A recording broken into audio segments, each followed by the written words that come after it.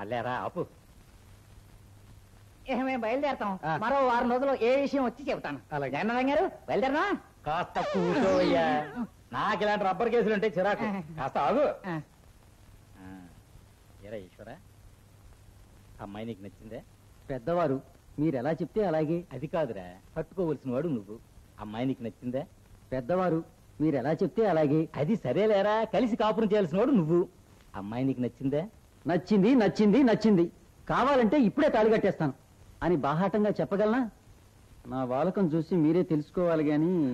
తెలుసుకున్నాను రా. అయ్యా అప్పలనరసి గారు, పెట్టించండి ముహూర్తం. ఏమిటి నువ్వనేది? ఏ అర్థం కాలేదా? తెలుగులోగా చెప్తున్నాను. అది కాదు సరోజిని, ఈ అబ్బాయి నీకెందుకు నచ్చలేదు? ఇంతవరకు 3 మహారాజులు వచ్చి నన్ను చూసి నచ్చలేదని వెళ్ళిపోయారు. కారణం అడిగారా? చూడమ్మా, మీ అన్నయ్య పెళ్లి చూపులకు వచ్చినప్పుడు అంతమందిలో ఆయన చూడడానికి నాకే సిగ్గే సాధువులా అయిపోయింది. అసలు మొట్టమొదట ఆయన ఎప్పుడు చూసాను వదినా? నువ్వు వీరఘట్టం, నేను విశాఖపట్నం. నువ్వు 10th క్లాస్, నేను BSc.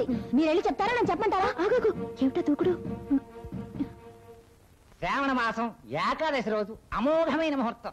మాగారు ఒక్క నిమిషం లోపలికి వస్తారా? వస్తానుండమ్మా, ముహూర్తాలు చూస్తున్నాం. నువ్వు చూడవయ్యా. ముహూర్తమేనా మాగారు? కొంచెం అర్జెంట్ విషయం, లోపలికి రండి. రే ప్రకాశం, నువ్వు మాట్లాడుతూ ఉంటా, నేను వస్తాను. పదమ్మా.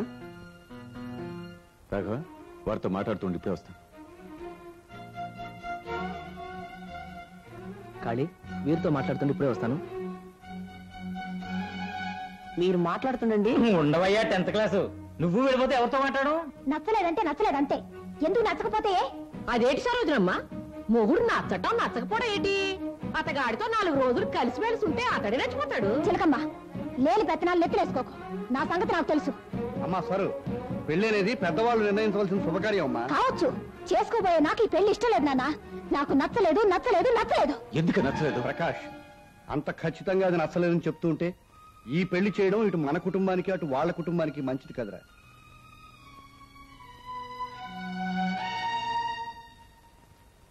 జగన్నాథం గారు, అమ్మాయికి మరో 6 మాసాల్లో ఆఫీసులో ఏదో ప్రమోషన్ వస్తుందట.